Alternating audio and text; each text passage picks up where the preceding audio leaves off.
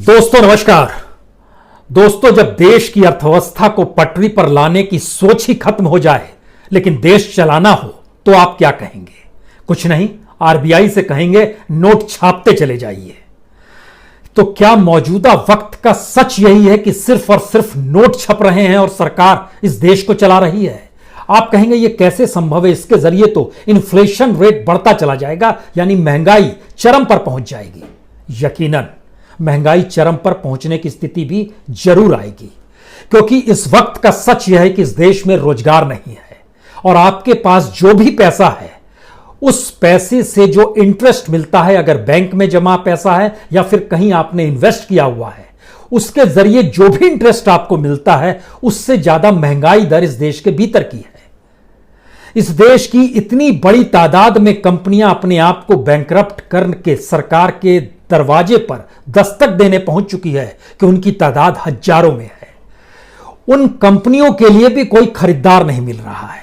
सरकार के अपने बैंकिंग इंस्टीट्यूशंस हो या नॉन बैंकिंग इंस्टीट्यूशंस हो, सभी लगातार घाटे में चल रहे हैं और स्थिति इतनी नाजुक होती जा रही है कि बैंकों का एनपीए, यानी वह पैसा जो कर्ज में दिया जाता है और लौटता नहीं है, जिसको बैड लोन कहते हैं, वह इस साल के अंत तक 20 लाख करोड़ तक ऑफिशियली पहुंच जाएगा, जो मौजूदा वक्त में लगभग 10-11 लाख करोड़ के लगभग है और अगस्त बीतते बीतते यह 12 लाख करोड़ हो जाएगा। ऑफिशियली का मतलब है कि इसमें राइट ऑफ किया हुआ पैसा नहीं जोड़ा गया है, इसमें जो सरकार अपने तौर पर कुछ को कर्ज माफ कर देती है वो पैसा नहीं जोड़ा गया है। यह बिल्कुल बैंकों के बुक में लिखे हुए कर्ज का हिस्सा बता रहे हैं और 20 लाख करोड़ रुपया अगर एनपीए बैंकों पर होगा तो फिर आरबीआई जिस दिशा में जाना चाहती है उसका मतलब है वो बैंकों के रिकैपिटलाइजेशन की दिशा में बढ़ना चाहती है। और रिकैपिटलाइजेशन का मतलब है कि बैंकों को ही अब उसके शेयर्स को सरकार प्राइवेट हाथों में बेचना शुरू कर दे। यानी इस देश के भीतर में जब बैंकों का नेशनलाइजेशन हुआ था, राष्ट्रीयकरण हुआ था और जनता का भरोसा जागा था कि सरकार हमने चुनी है और बैंक अब हमारे ही हैं, अब उन बैंकों को दोबारा निजी हाथों में दिया जा रहा है, जिसके बाद क्या स्थिति बनेगी कोई नहीं जानता है। इस दिशा में भी कदम उठाए जा रहे हैं, लेकिन आज जरा सिलसिलेवार तरीके से अपने पैसे को लेकर आप अपनी स्थिति को समझ लीजिए, तब आप समझ पाएंगे कि दरअसल जिस इकोनॉमिक जमीन पर हम लोग बैठे हुए हैं उसको लेकर कोई विजन इस सरकार के पास नहीं है और यह सोच नहीं पा रही है कि किस तरीके से इस देश की इकोनॉमी को चलाया जाए, क्योंकि इस देश के भीतर में फिलहाल महंगाई दर 6.09% है। 6.09% महंगाई दर का मतलब बहुत साफ है, कम से कम बैंक से इंटरेस्ट रेट तो इससे ज्यादा मिलना चाहिए। जो सेविंग अकाउंट है या करंट अकाउंट है उसमें 2 से 3% से ज्यादा आपको मिलता नहीं है इंटरेस्ट, यानी दुगना महंगाई दर है। अगर आप एफडी खरीद लेते हैं, अगर आप म्यूचुअल फंड ले लेते हैं, अगर आप इक्विटी में पैसे लगा देते हैं, अगर आप रियल एस्टेट में चले जाते हैं, कुछ भी कर लेते हैं लेकिन कहीं से रिटर्न नहीं है। इस देश के भीतर में मौजूदा सच यह है कि सोना खरीद लीजिए तो आपको कुछ लाभ मिल जाएगा। आज की तारीख में जब हम आपसे बात कर रहे हैं, इसको समझने की कोशिश कीजिए कि 1 साल के लिए अगर आपने इक्विटी ली है या 1 साल के लिए आपने अगर फिक्स डिपॉजिट लिया है या फिर आपने कैश लिक्विड फंड के तौर पर अपने अकाउंट में रखा है, तो क्या कीमत उसको मिलेगी? इक्विटी में मिलेगी 0.34% 1 ईयर की।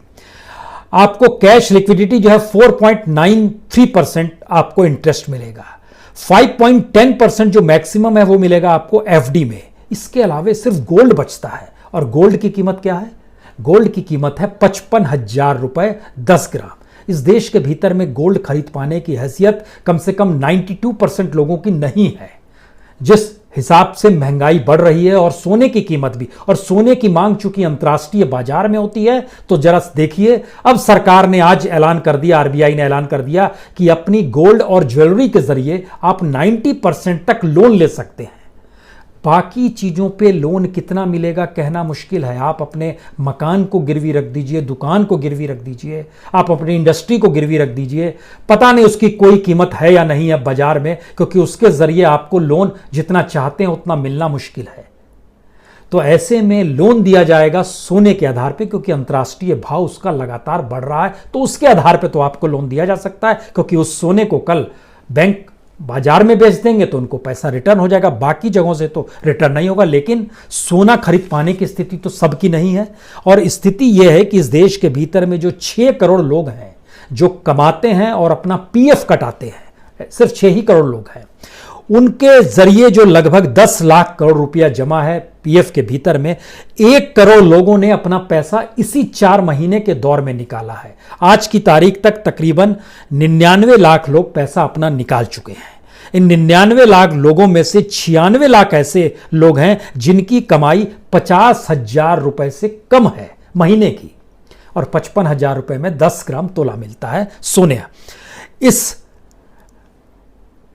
96 लाख में से जो 92 लाख है उसका भी एक बड़ा हिस्सा जो है, उसकी तादाद है लगभग 80 लाख। इनकी कमाई 15,000 रुपए महीने से कम है, जिन्होंने पीएफ से अपना पैसा निकाला है। यह डाटा इसलिए बड़ा महत्वपूर्ण है क्योंकि इस देश के भीतर में कितने लोग कितना कमाते हैं और कितना पीएफ उनको कटता है, यह इससे पता चल सकता है क्योंकि जो पैसा निकाला गया है वो 26,000 रुपए से लेकर 44,000 रुपए तक निकाला गया है। यानी स्थिति इतनी नाजुक होती जा रही है कि भविष्य के लिए जो पैसा जमा रखा जा रहा था पीएफ में, अब नौकरी नहीं है तो वह भी पैसा निकाल ले। और वो पैसा जो निकाला गया है, अगर वह पैसा भी घर में रखेंगे, बैंक में रखेंगे, उस पैसे की कीमत और कम हो जाएगी, क्योंकि कोई हमारे पास ऐसी दृष्टि बच नहीं पा रही है जिसमें से पैसे की कीमत किसी तरीके से बढ़ जाए।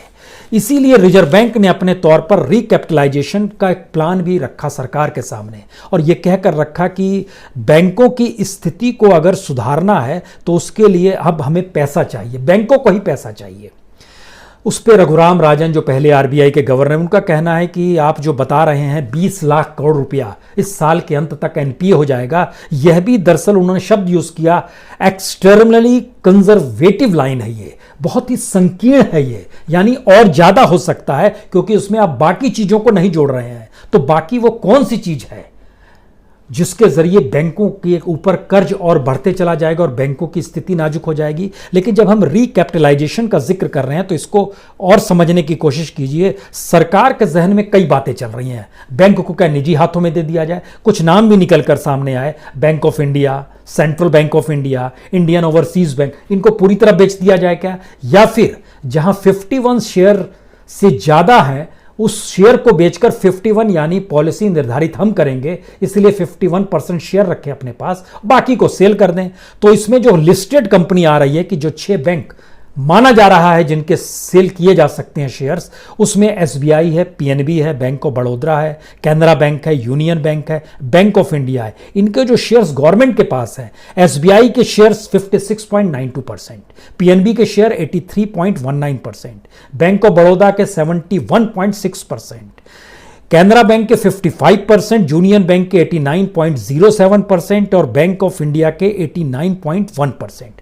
अब सवाल है कि इन बैंकों को अगर सेल भी किया जाएगा तो पैसा आएगा कितना। माना जा रहा है कि लगभग 90,000 करोड़ रुपए आ जाएंगे और 40,000 करोड़ रुपए तुरंत बैंकों को चाहिए। दूसरा सवाल फिर आपके जहन में आना चाहिए, जब नोट छापे ही जा रहे हैं तो नोट बैंकों के लिए क्यों नहीं छाप दिए जाएं? अगर सरकार चलाने के लिए नोट छापे जा रहे हैं, इस देश में कुछ चीजें डेवलप हो नहीं पा रही है, तो ये मुसीबत ये सबसे बड़ी ये है कि अगर इसमें बैंकों को ठीक करने के लिए भी अगर बैंकों को नोट छाप के दिया जाए तो फिर स्थिति आर्थिक तौर पर इस देश के भीतर में इतनी दिवालिया हो जाएगी, यह देश ही किसी दिन भरभरा के गिर जाएगा। इसीलिए जो प्लान है उसमें कहा गया है कि 12 से 18 महीने यानी 2022 तक आप शेयर्स बेचिए, 51% शेयर अपने पास रखिए, बाकी बेचिए। बुक जो बैंक की वैल्यू होती है उसको ठीक कीजिए, उसको ठीक करने के बाद बैंक के शेयर ज्यादा तेजी से बढ़ेंगे और शेयर मार्केट में वो उछाल लाएंगे, और मार्केट में जब आप शेयर बेचने जाएंगे तो ज्यादा कीमत आपको बैंक में इन्वेस्टर्स जो है वो ज्यादा पैसा दे देंगे। यानी निजीकरण की भी तैयारी है और बैंक के शेयर बेचने की भी तैयारी है। इसके तरीकों को थोड़ा और सरलता से अगर आप समझना चाहते हैं तो यह समझिए कि जो ऐसी इंश्योरेंस कंपनी है जो लोगों के इंश्योरेंस नहीं करती है, बाकी घर मकान इन सब चीजों का इंश्योरेंस करती है, 3 कंपनी थी, Orient insurance company, National insurance company, United India insurance company. इन तीनों के मर्जर की बात हो रही थी कि तीनों घाटे में चल रहे थे। बैंकों के हाल भी कुछ इसी तरीके से हुआ, बैंकों की स्थिति बिगड़ गई तो मर्जर कर दिया गया। यहां भी 2018 के बजट में कहा गया था इनका मर्जर कर देंगे। स्थिति और बिगड़ी तो अब कहा गया कि मर्जर करने से तो चीजें रास्ते नहीं आएंगे, इनमें भी कुछ पैसा पंप किया जाए। और पंप इनके बीच में लगभग 3,475 करोड़ रुपए अब इन तीनों जगहों पर पंप किया जा रहा है। और इनको यह कहा जा रहा है कि आपको जो शेयर्स कैपिटल का जो ऑथराइजेशन था उसको हम बढ़ा देते हैं। जैसे नेशनल इंश्योरेंस के लिए पहले 2,600 रुपए उसके जो ऑथराइजेशन था शेयर कैपिटल का, उसको बढ़ा के 7,500 करोड़ कर दिया गया।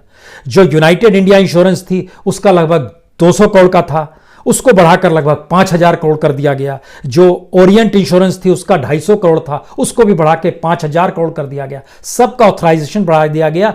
यानी सब मार्केट में चले जाएं, वैल्यू बढ़ाएं, चीजों को डेवलप करें, लेकिन कहां से करेंगे? यहां तो लोगों का अपना पैसा ही उसकी कीमत कम हो रही है। यानी फिर समझ नहीं है। पहला राउंड यह भी आया। और इन सब के बीच का सच यह है कि इस देश के भीतर का जो वित्तीय घाटा है, जो बजट में रखा गया था कि साल भर में हमको इतना घाटा होगा, मान लीजिए उन्होंने रखा कि साल भर में 100 रुपए घाटा होगा, तो आपको जानकर हैरत होगी इसी पहले तिमाही में ही 83 रुपीस चले गए, घाटे में चले गए। और वो डाटा ये बता रहा है कि वित्तीय घाटा जो है वह पूरे साल का था 7,96,000 करोड़ का, जो कि इस 3 महीने में 6,62,000 करोड़ का घाटा हो चुका है हमारा वित्तीय घाटा। तो जो बजट भी बनाया गया था वो भी कैसे पूरा होगा, ये एक इम्पॉसिबल सी चीज है। लेकिन इस इम्पॉसिबल सी चीज के भीतर का सच फिर से जानना चाहते हैं तो बैंक एक तरफ रहते हैं और बैंकों के जरिए सोना तो लोग खरीद नहीं पाएंगे।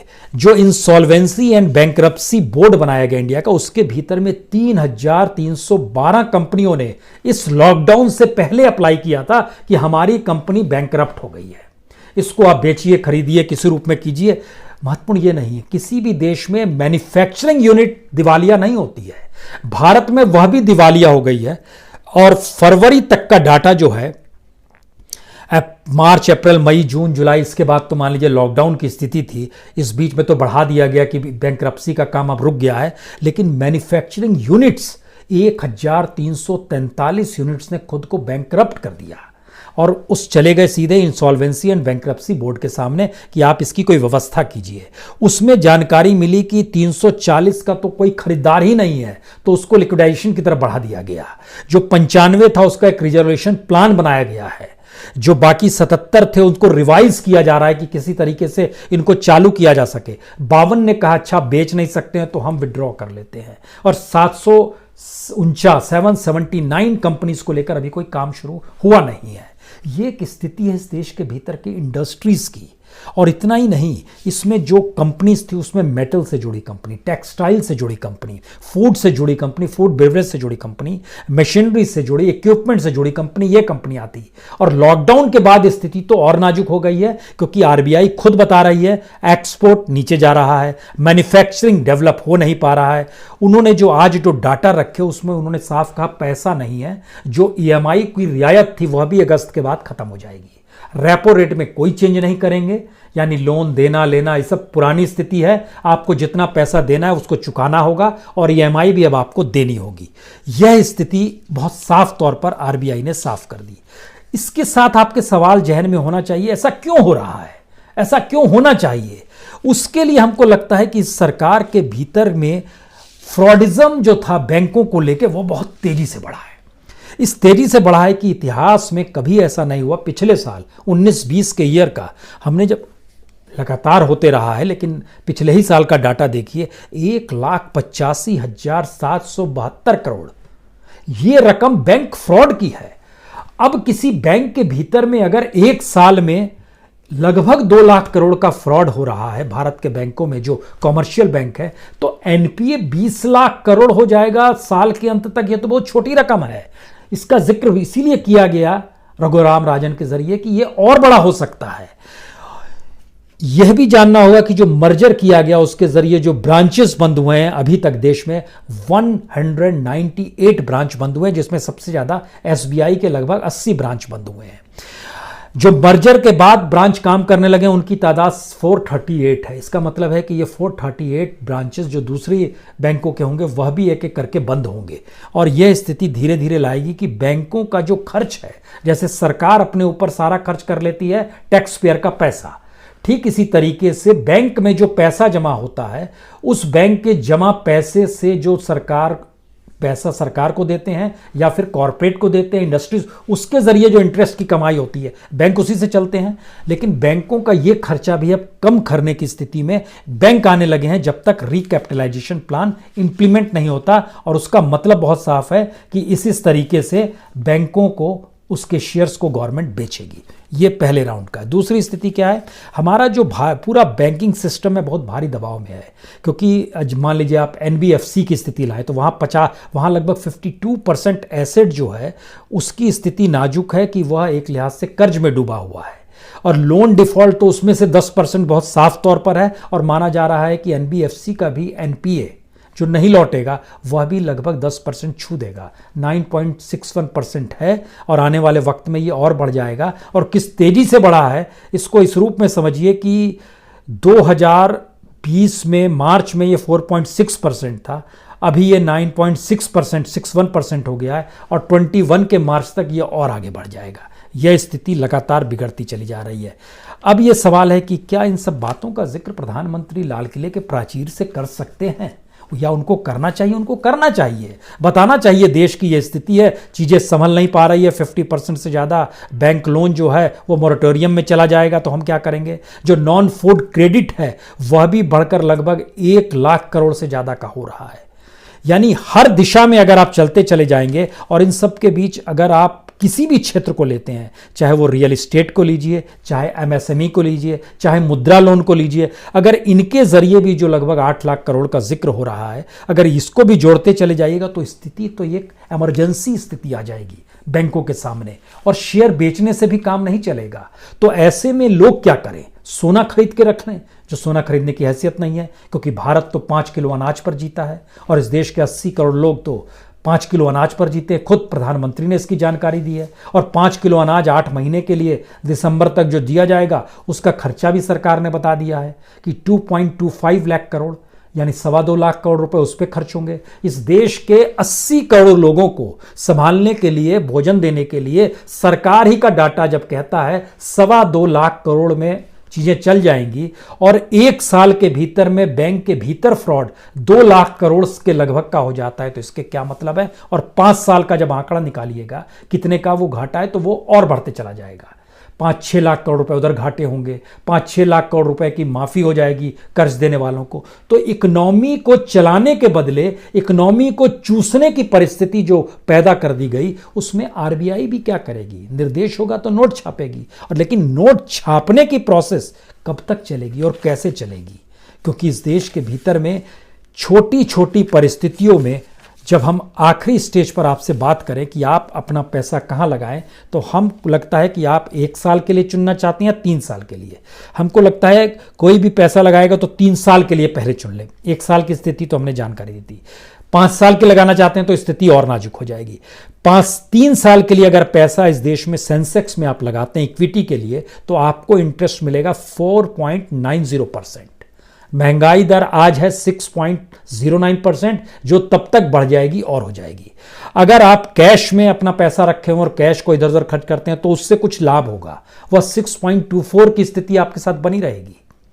यानी महंगाई दर के इक्वल में आप खड़े हैं। जो पैसा आपके पास है वो खर्च कर रहे हैं, पैसे की कीमत वही रहेगी, हमेशा बरकरार रहेगा। और अगर आप उस पैसे को फिक्स डिपॉजिट में रख रहे हैं तो 5.30% हो जाएगा। 5.30, फिर महंगाई दर ज़्यादा है, उससे जो इंटरेस्ट आएगा उससे भी कोई लाभ नहीं हो रहा है। रुपए की कीमत फिर 3 साल बाद जो आपके पास पैसा आएगा और ख़त्म हो जाएगा। और 3 साल के बाद सोना जो है आपको 15% का लाभ देगा अगर जो आपने आज खरीदा हुआ है। तो यह तो 8% लोगों के लिए सोना है, लेकिन 92% के लिए कौन सी प्लानिंग है, कौन सी स्थिति है? तो 3 सवाल आखिर में। क्या 2022 तक इस देश के भीतर में बैंक डूब जाएंगे? पहला सवाल, बहुत साफ सवाल। दूसरा सवाल, क्या इस देश की इकोनॉमी और लोगों का पैसा जिस रूप में जहां जहां जमा है उस पर खतरा मंडराने लगा है? ये दूसरा सवाल है। और तीसरा महत्वपूर्ण सवाल है, अगर रोजगार नहीं दे पाए, अगर अर्थव्यवस्था की चक्की को नहीं चला पाए, अगर इस देश में प्रोडक्शन रुका रहा और शेयर मार्केट आर्टिफिशियल तरीके से आप बढ़ाते रहे और विदेशी पूंजी भारत के खजाने में खूब जमा है, इसी की जानकारी देकर इस बात पे हो हल्ला मचाते रहे कि हमारे पास तो खूब पैसा है, इतना पैसा तो किसी के पास नहीं है दुनिया में, तो देश के भीतर का अनूठा सच ये होगा कि सरकार के पास पूंजी के लिए आरबीआई होगा और उसके सरकारी खजाने में जमा विदेशी पूंजी होगी। इस देश की अपनी इकोनॉमी कुछ नहीं बचेगी। उस इकोनॉमी का सबसे बुरा और सबसे पहला असर पहली बार इस देश की इंडस्ट्री पे पड़ेगा, दूसरा असर एग्रीकल्चर पे पड़ेगा और तीसरा असर उसके बाद उन नौकरी पेशा लोगों पे पड़ेगा जो अभी तक ये मानकर चल रहे हैं कि उनका रोजगार तो सुरक्षित है, वो चाहे आईएएस हो, आईपीएस हो, आईआरएस हो या किसी भी फील्ड में सरकारी नौकरी में हो, जिनकी तादाद इस देश के भीतर में लगभग 1.25 करोड़ है। और वह कॉरपोरेट, वह इंडस्ट्री जिससे साथ जुड़े हुए लगभग 1.5 करोड़ से ज्यादा लोग जो जुड़े हुए हैं, उनके ऊपर भी आने वाले वक्त में खतरे के बादल मंडराएंगे। यह स्थिति बन रही है, धीरे धीरे बन रही है, लेकिन सवाल अभी से पूछना सरकार से शुरू कीजिए, अन्यथा रिजर्व बैंक भी सिर्फ सरकार के लिए है। नोट छापते चला जाएगा, देश चलते रहेगा। बहुत बहुत शुक्रिया, बहुत बहुत शुक्रिया। सब्सक्राइब करें ऐसे समाचार को और प्रेस करें इस बेल आइकन को ताकि आपको मिलती रहे हर अपडेट।